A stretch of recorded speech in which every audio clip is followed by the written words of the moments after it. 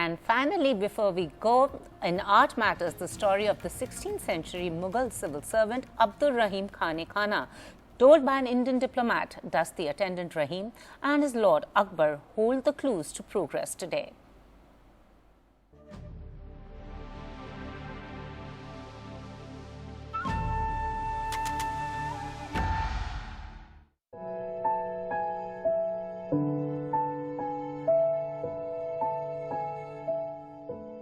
The 16th century, a vibrant time globally, the Mughal court of Akbar, a highly cosmopolitan place, the site of Abdur Rahim Khan-E-Khana's formative years.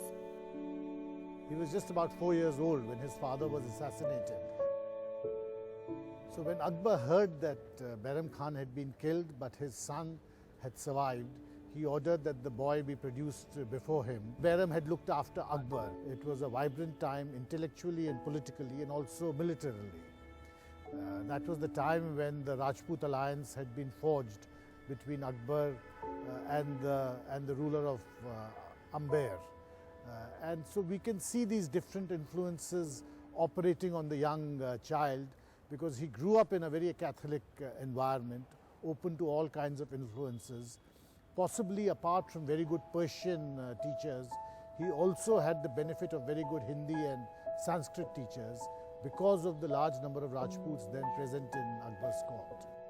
Voraciously multilingual, Rahim mastered Sanskrit, Persian, Turki and Portuguese and wrote poetry in Hindi, which really shows his great intellectual inquisitiveness and also his great desire to access all the cultures around him and not remain confined to the culture he understood the best. Rahim, the attendant, owed his curiosity to the worldview of his lord and master Emperor Akbar and his multi-racial court. And at the time Abdur Rahim was a young child and he was becoming a teenager, you find a whole range of influences in the Mughal court.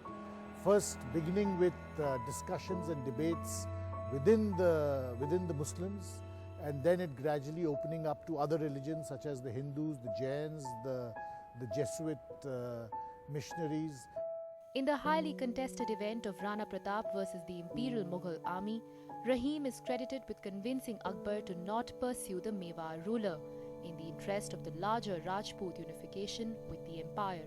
Abdur Rahim, while serving in Akbar's army in the campaign against Mewar, is seen as someone who is sympathetic to them. And Abdur Rahim tells Akbar that this is a foe worthy of honor, and let us leave him to his little kingdom. Do Rahim and his times provide a greater understanding of politics and culture in contemporary India? My aim was really to animate Mughal history and not show it as something abstract or just the history of dynasties. Attempted to bring the history of the Mughals up to our own times, because I do feel that history is not something which happened in the past, but it is happening with us all the time. With Munasij Lal and camera person Manoj Thakur in New Delhi, Martina Roy for NDTV.